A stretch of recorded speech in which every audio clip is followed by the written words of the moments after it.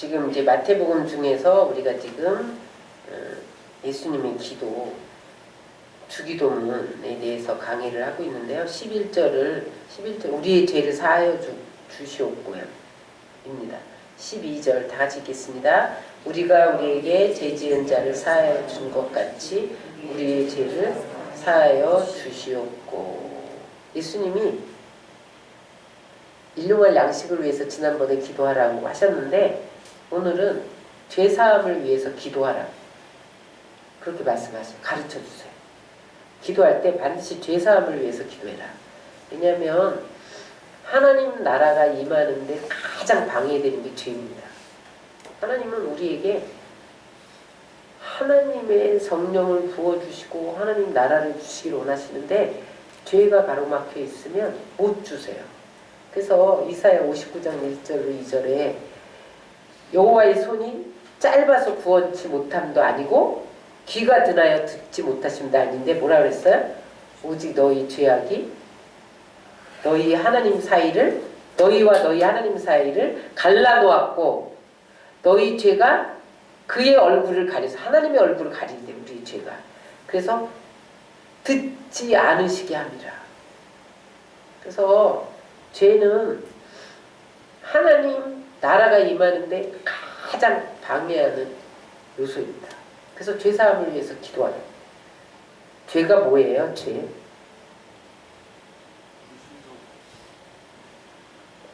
죄가 뭐예요? 빗나간 거야. 하나님으로부터 빗나간 거가 뭐예요? 불신이에요. 예수를 믿지 않는 게 가장 큰 죄입니다. 불신. 그 다음에 예수를 믿으면서 죄를 지으면 하나님 관계가 단절돼요. 죄가 있으면 하나님 관계가 단절되는 순간에 사단이 통치합니다. 사단이.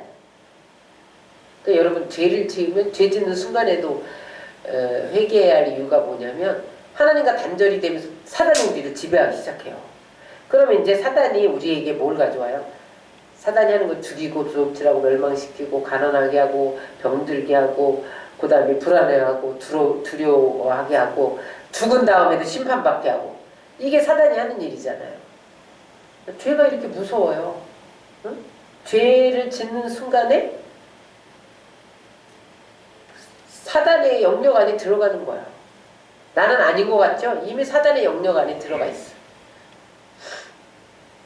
그래서 예수님이 죄사함을 위해서 기도하라.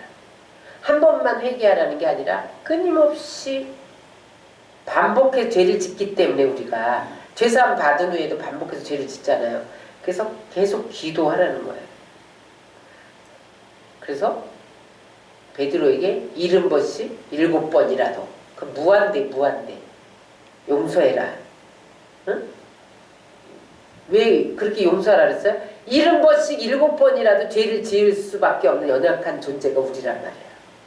그런데 죄를 회개만 하기만 하면 어떻게 하느냐? 하나님은 예레미야 31장 34절에 보니까 기억도 아니하신대. 죄를 회개하면 기억도 아니하셔요. 싹 지워져요. 근데 회개를 안 하면 죄가 계속 있는 거예요. 그 다음에 이제 기억도 아니하시는 표시로 뭘 주냐면 성령을 주세요. 그래서 여러분 성령이 오셔서 다시 죄 짓지 않도록 거룩하게 살도록 도우세요. 그래서 여러분 죄는 날마다 회개해야 됩니다. 회개하는 순간에 성령이 오셔서 죄 짓지 않도록 도우실 뿐만 아니라 하나님 나라가 임하는 우리 안에 하나님 나라가 임하면 복이 임하는 거예요. 그래서 여러분 궁극적으로 사람들이 복을 받지 못하는 이유는 이게 영적인 복일 수도 있고 물질적인 복일 수도 있고 건강의 복일 수도 있고 여러 가지 관계의 복일 수도 있는데 죄의 요소가 있다는 걸 아셔야 돼요. 다른 데서 원인 찾으면 안 돼요. 내 안에 하나님께 회개할 죄가 있는 거예요. 그게 무슨 사람을 살인하고 이런 죄가 아니어도요. 하나님이 내 안에 해결하기를 원하는 죄의 요소가 있는 거예요. 그래서 어떤 일이 안 풀리고 또 뭐가 막히고 안 되고 막 그럴 때는요.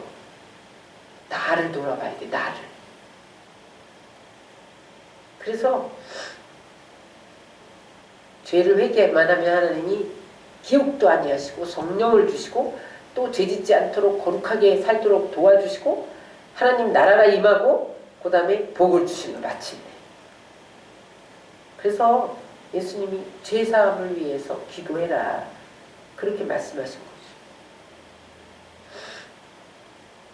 근데 우리가 우리에게 죄 지은 자를 사하여 준 것 같이 우리의 죄를 사하여 달라고 기도하라 그랬어.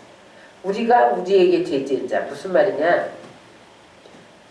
여러분 1만 달란트 탕감받은 자의 비유는 뭐예요? 예수님이 우리의 죄를 1만 달란트가 6억이에요. 6억. 우리의 죄가 6억짜리였다면 다른 사람이 나에게 지은 죄는 몇 데나리온이에요? 100데나리온.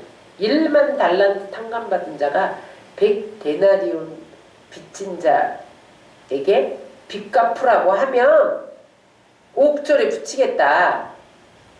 그렇게 말씀하잖아요. 그게 뭐예요? 우리는 예수님께 1만 달란트를 탕감받았으면 남이 나에게 죄를 지은 100데나리온은 어떻게 되는 거예요? 용서해야 된다는 거예요. 70번씩 7번이라도. 그런데 그거는 1,000원밖에 안 돼. 6억에 비하면 1,000원이야. 1,000원. 근데 우리는 용서하지 못하고 산다. 그러면 하나님이 우리를 어떻게 하냐? 옥졸에 붙여. 옥졸이 뭐예요? 마귀에게 붙여. 우리가 용서 안 하면 마귀가 우리를 잡는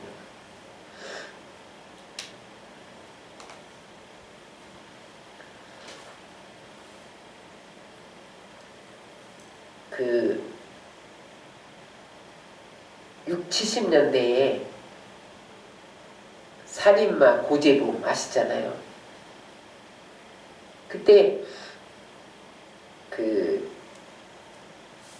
한길교회 안국선 목사님 수기에 보니까 이 사람 얘기가 나오더라고요. 1963년 10월 어느 날에 군인 일가족을 6명 도끼로 쳐 죽인 살인마. 네. 안국선 목사님이 그때 집사님이었대요. 그래서 성서공회에 다녔대요. 근데 한길교회 안국선 목사님이라고. 근데 그분이 그 고재봉 뉴스를 접하고 복음을 전하고 싶어서 견딜 수가 없어서 이제 찾아갔대요.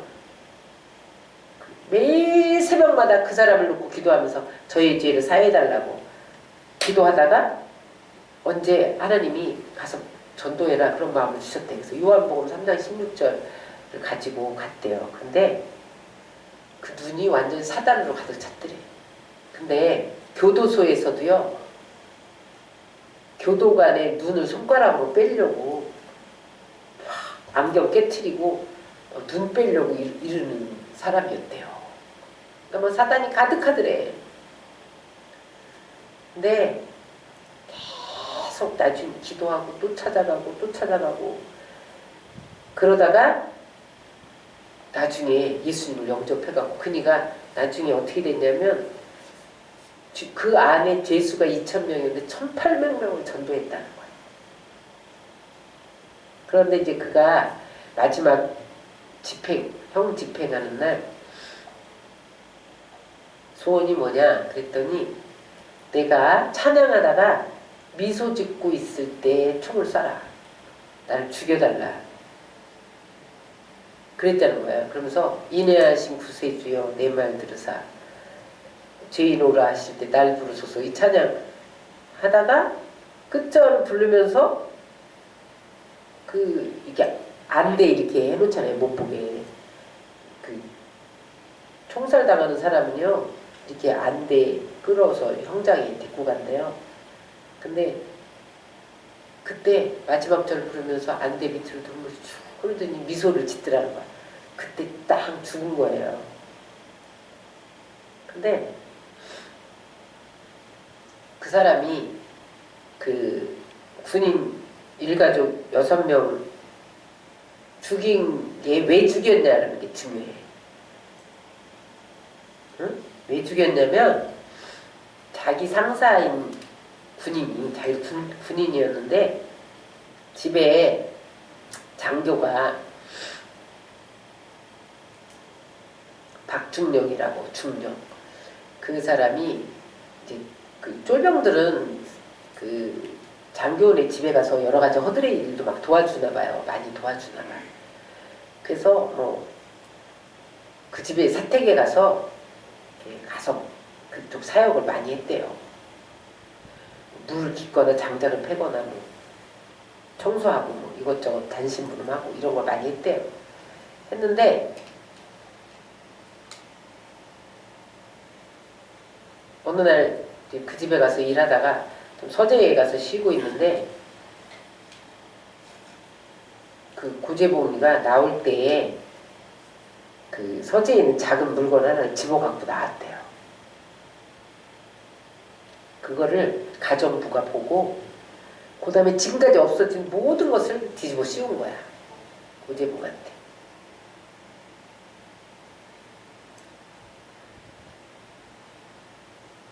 그래서 그때 너무 화가 나니까 고재봉이가 도끼를 들고 까불면 죽인다고 그러다가 살인 미수로 7개월 동안 육군 형무소에 들어간 거예요. 그래서 거기서 육군 형무소에서 7개월 형 마치고 나와서 박중령 죽인다고 그 집을 찾아갔는데 박중령이 전출 간 거야. 그리고 거기에 이덕주 중령이 사는 거야. 근데 박중령인 줄 알고 그 집에 가서 무조건 다 죽인 거야. 엄한 사람이 죽었어. 그러니까 이덕주 중령과 5 가족을 죽인 거죠. 그게 어떻게 해서 살인마가 됐어요? 용서하지 못하고 저 사람의 죄를 용서하지 못하니까 우리가 우리의 죄 지은 자를 사해준 것과 예수님이 우리의 죄를 사해준 것 같이 우리의 죄를 사해야 되는데 다른 사람을 용서하지 못하니까 죄의 용서를 못하니까 엄청난 비극이 벌어진 거야. 그럼 여러분 오늘 주님께서 우리에게 죄 사해달라고 꼭 기도해라. 그렇게 가르쳐 주신 거야. 그래서 날마다 여러분 회개해야 됩니다.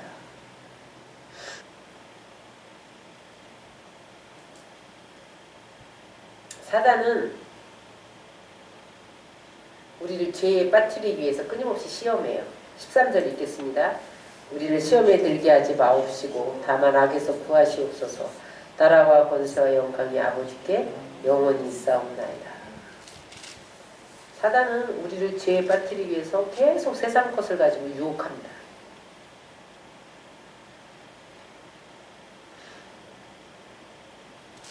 탐욕과 자기 영광의 죄에 빠지도록.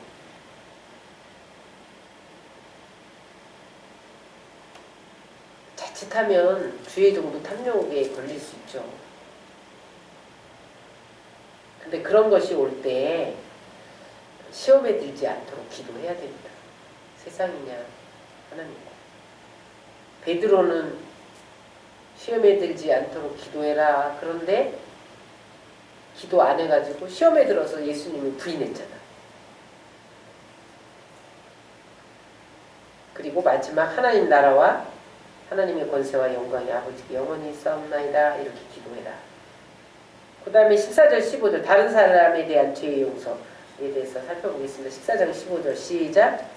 너희가 사람의 잘못을 용서하면 너희 하늘 아버지께서 너희 잘못을 용서하려니와 너희가 사람의 잘못을 용서하지 아니하면 너희 아버지께서도 너희 잘못을 용서하지 아니하시리라.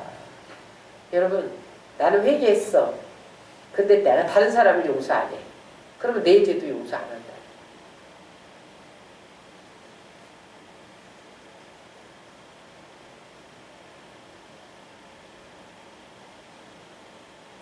그 다음에 이제 아버지 나라가 임하도록. 왜냐하면 하나님 나라가 죄가 가득한 이 세상에 하나님 나라가 임해야 죄를 이길 수가 있어요. 그래서 하나님 나라가 임하도록 기도해야 된다. 그 다음에 19절 20절 읽겠습니다. 시작. 너희를 위하여 보물을 땅에 쌓아두지 말라. 거기는 종과 동록이 해하며 도둑이 구멍을 뚫고 도둑질하느니라. 오직 너희를 위하여 보물을 하늘에 쌓아두라. 거기는 좀이나 동록이 해하지 못하며 도둑이 구멍을 뚫지도 못하고 도둑질도 못하느니라.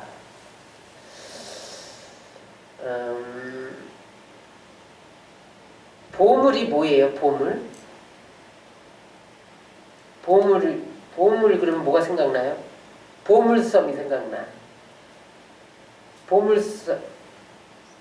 금은 보석이 가득한 게 보물이잖아요. 귀한 것. 근데 오늘 예수님은 보물을 재물이라고 말씀하세요. 재물, 돈. 그때 당시 예수님 당시에는 은행이 없어서 돈을 보석을 땅에 묻어뒀거든요.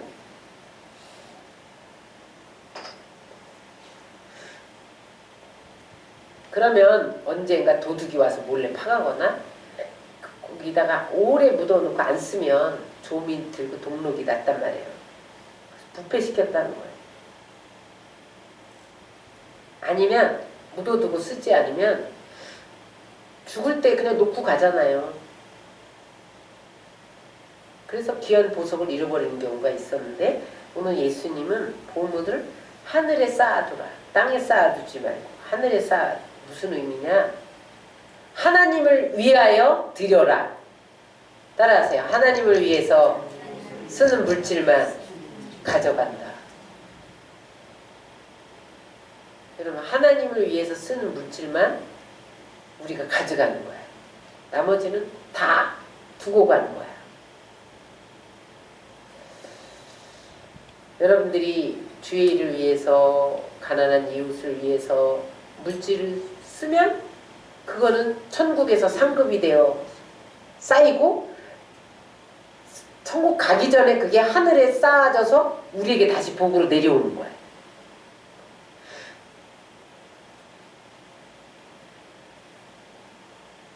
하나님께 드려진 보물에 대해서는 하나님이 그냥 그것만 주는 게 아니라 100배의 축복을 주시는 거야.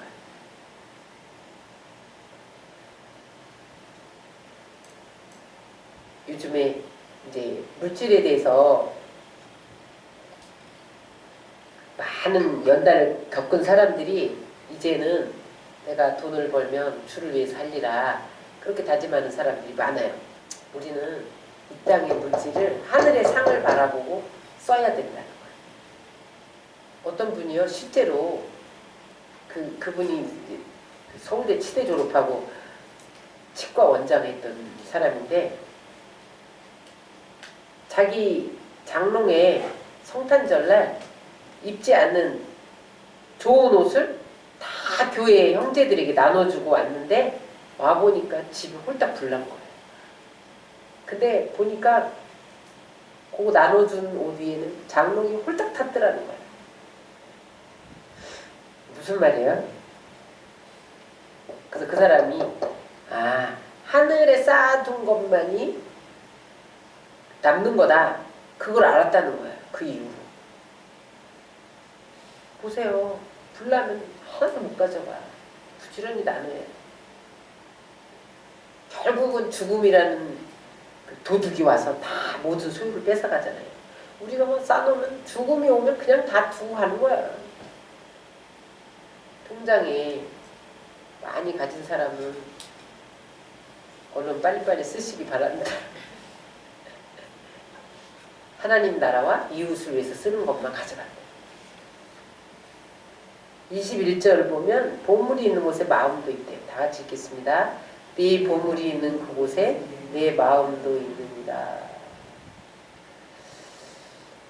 결국 돈은 소망의 문제인 것 같아요. 내가 소망을 어디에 두느냐에 따라서 거기다 돈을 쓰는 거야. 내 자녀에게 소망이 있으면 거기다 돈을 쓰고 남편에게 소망이 있으면 거기다 쓰고 하늘나라에 소망이 있는 사람은 하늘나라에 씁니다.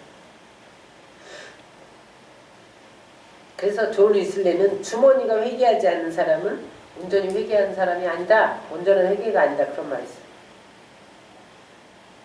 어느 교회에서 침례를 하는데 어떤 분이 주머니에서 지갑을 다 빼놓고 침례를 받으려고 하더래요. 그러니까 목사님이 그냥 지갑 지갑도 주머니에 넣으라고, 지갑도 침례를 받아야 된다고 그랬대요. 이게 무슨 소리야? 응? 지갑도 거듭나야 된다는 소리예요. 지갑이 회개하지 않으면 온전한 회개가 아니라. 마음이 있는 곳에 물질이 있어요. 하나님 사랑하면 하나님에서 쓰게 돼요. 근데 말로는 하나님 사랑한다고 그래. 그리고 물질 하나도 안 써. 하나님 사랑하는 거 아니에요. 말로는 교회를 사랑한다고 그래. 근데 물질을 안 쓴다. 교회 사랑하는 거 아니에요. 없어서 못 쓰는 거와 있고 안 쓰는 건 다르죠. 그래서 우리 마음에 하늘나라 소망으로 가득 차시기를 바랍니다. 예수님이 갑자기 봄을 얘기하다가 눈에 대해서 말씀을 하세요. 22절 23절. 눈은 몸의 등불이다. 다 같이 읽겠습니다. 눈은 몸의 등불이니 그러므로 내 눈이 성하면 온몸이 밝을 것이요 눈이 나쁘면 온몸이 어두울 것이니 그러므로 내게 있는 빛이 어두우면 그 어둠이 얼마나 더하냐. 사람은요 살아가면서 눈을 통해서 얻는 정보의 90%는 눈을 통해서 얻는다. 그래서 눈이 밝아야 온몸이 밝다. 눈이 어두우면 온몸이 어둡다. 그렇게 말씀하셨어요. 여기서 말하는 눈은 마음의 눈을 말해요. 여러분 마음의 눈이 밝으시기 바랍니다. 육체의 눈도 밝아야 됩니다. 하나님의 시각으로 보라. 하나님의 시각.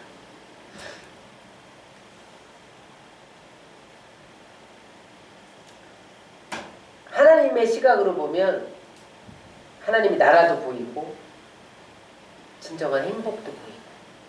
그래서 오늘 눈은 등불이다 그렇게 말합니다. 24절 겸하여 섬기지 못한다 그렇게 말씀하세요. 다 같이 읽겠습니다. 한 사람이 두 주인을 섬기지 못할 것이니 혹 이를 미워하고 저를 사랑하거나 혹 이를 중히 여기고 저를 경히 여김이라. 너희가 하나님과 재물을 겸하여 섬기지 못하느니라. 갑자기 눈 얘기 불순하다가 다시 보물 얘기가 나와요. 돈을 하나님 위치에 놓고 설명을 하셨어요. 두 주인이 뭐야? 하나님도 주인, 돈도 주인. 사람들이 돈을 하나님 위치에서 섬긴다는 거야. 응? 돈은 우상화 될 수 있다는 거야. 돈이 하나님 될 수 있다는 거야. 그러니까 돈이 나한테 올 것 같잖아요. 돈의 노예가 될 것 같으면 얼른 차단해야 돼. 그러므로 물질이 부족할 때 염려가 생기는데 하나님이 염려하지 말라는 거예요. 25절. 25절 읽겠습니다. 시작. 그러므로 내가 너희에게 이르노니 목숨을 위하여 무엇을 먹을까 무엇을 마실까 몸을 위하여 무엇을 입을까 염려하지 말라. 목숨이 음식보다 중하지 아니하며 몸이 의복보다 중하지 아니하냐.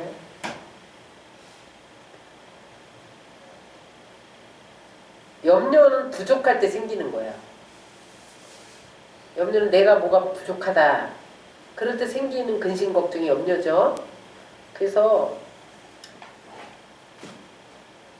우리에게 끊임없이 염려가 다가와요. 집 문제, 뭐 자녀 문제, 취업 문제, 사역 문제, 노후 문제, 뭐 남자들은 승진 문제,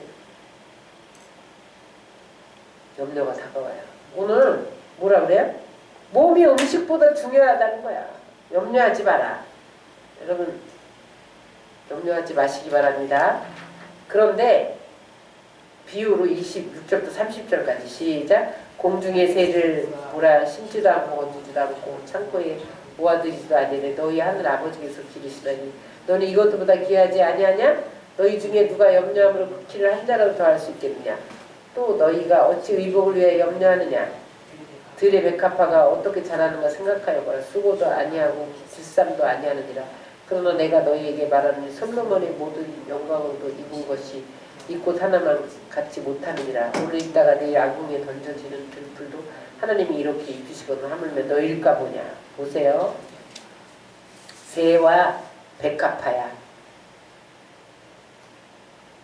새는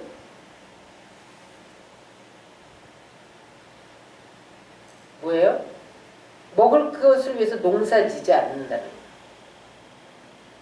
하나님은 새가 먹을 것을 예비하시고 새를 만드셨다는 거예요. 그래서 새가 할 일은 뭐예요? 하나님이 만드신 먹이만 찾아다니면 돼. 여러분 우리를 만들기 전에 하나님이 천지 만물을 먼저 만들어서 우리에게 줬잖아요. 미리 다 먹을 거 예비해놓고 우리를 만드셨다니까. 새의 먹이만 예비하고 새를 만드신 분이 아니라 우리의 모든 먹을 것을 이룰 것을 다 천지 만물을 지어서 다 우리에게 예비해놓고 우리를 만드셨다고요.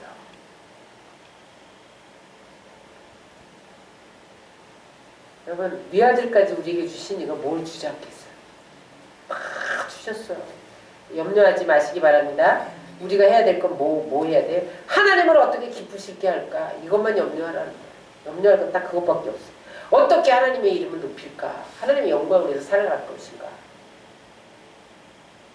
그러면 하나님의 평강이 우리의 마음과 생각을 지켜주시고 문제를 해결해 주신다는 거야. 근데 왜 염려해? 30절 하반절에 믿음이 작은 자들아. 하나님을 믿지 못하기 때문에 염려한다는 거야. 하나님 믿으시기 바랍니다. 근데 하나님이 뭘 아시냐? 우리 필요를 아시나요? 31절 32절 시작. 그러므로 염려하여 이르기를 무엇을 먹을까? 무엇을 마실까? 무엇을 입을까 하지 말라. 이는 다 이방인들이 구하는 것이라. 너희 하늘 아버지께서 이 모든 것이 너에게 있어야 할 줄 아느니라. 믿지 않는 자들은 돈을 목적으로 살아간다는 거예요. 그런데 우리는 하나님의 자녀잖아요. 하나님이 아버지잖아. 여기서 하늘 아버지라는 말이 계속 반복돼요. 응? 이재용보다 더 부자고 권세가 있는 아버지가 우리 아버지라, 천지를 창조한 아버지. 그분이 우리의 먹고 살 것을 다 아신다는 거예요. 근데 왜 여러분 염려하고 불평하냐? 탐욕이 있으면 불평해요. 만족하지 못해요. 아무리 쌓아도 탐욕이 있으면 만족하지 못하는 거예요. 그럼 염려하지 말고 뭐 해야 되냐? 33절 시작. 그런즉 너희는 먼저 그의 나라와 그 일을 구하라. 그리하면 이 모든 것을 너희에게 더하시리라. 아까 제가 카톡에 보냈어요. 하나님 나라와 의는 무엇이에요? 하나님의 주도권을 구하라는 거예요. 그의 나라와 의를 구하라면 맨날 봉사하고 그런 것으로 생각하는데 그러지 말고 하나님의 주도권을 구하라. 먼저 하나님께 주도권을 주라는 거야. 하나님이 일하시도록. 내가 하려고 하지 말고. 응? 하나님의 통치권을 구해야 된다는 거야. 그래서 하나님의 이름을 높이고자 하고 무슨 일을 결정할 때마다 하나님이 결정하게 하고 그게 그의 나라와 의를 구하는 거예요. 응? 그리고 이게 무슨 하나님의 뜻인가 아닌가. 응? 사람들은 자기가 다 왕이야. 하나님을 신하처럼 부리려고 그래. 하나님께 결정권을 드려야 되는데 내가 다 결정하고 하나님 이렇게 해주세요. 저렇게 해주세요. 이렇게 해주세요. 하나님께 주도권을 넘겨주면 하나님이 필요를 더하여 주신대. 하나님이 결정하세요. 사람들이 하나님이 결정하도록 한다면서 자기가 결정해 다. 나중에 주도권을 안 넘겨. 그러니까 하나님이 더해주지 못하는 거야. 그래서 여러분 먼저 하나님의 나라를 구하시기 바랍니다. 그의 하나님의 의를 구하라. 의는 관계를 말해요. 하나님 관계. 의 상한다 이런 뜻이 있죠. 의 좋은 형제는 관계 좋은 형제인데 하나님 관계를 유지하는 게 우선순위가 그의 의를 구하는 거야.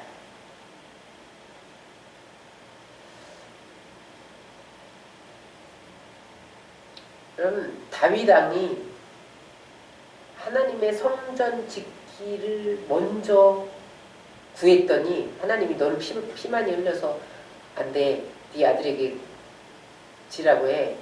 그렇게 했지만 다윗에게 네 마음 내가 받았다. 다윗의 언약을 주잖아요. 그게 뭐예요? 네 왕위가 끊이지 아니하리라.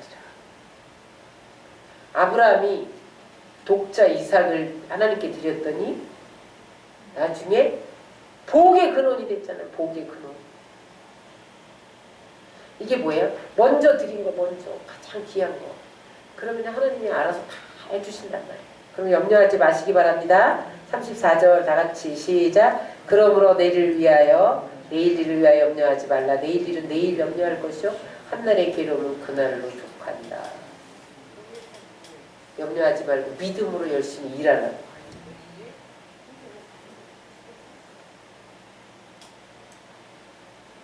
믿음이 뭐예요? 행하는 거예요. 믿음. 믿습니다 말하는 게 아니라 믿음을 움직이는 거예요. 그래서 여러분 염려하지 말고 믿음으로 일하라는 거예요. 그러면 어떻게 돼요? 하나님은 우리에게 복 주신다는 거죠. 염려할 시간에 일하라는 거예요. 부지런히. 내일 계획하지 말라는 게 아니라 내일 해야 할 염려를 오늘 하지 말라는 거예요. 왜냐면 내일이면 하나님이 또 해결할 수도 있는데 왜 앞당겨서 염려하느냐는 거예요. 그래서 쓸데없는 염려가 들어오는 창문을 닫아야 해요. 오직 오늘 일만 생각하라. 그게 염려를 극복하는 길이야. 내일 오늘 하나님이 해결해서 내일 그거 염려 안 해도 될 걸 왜 앞당겨서 하냐는 거죠. 오늘만 생각해. 그럼 여기까지 하겠습니다.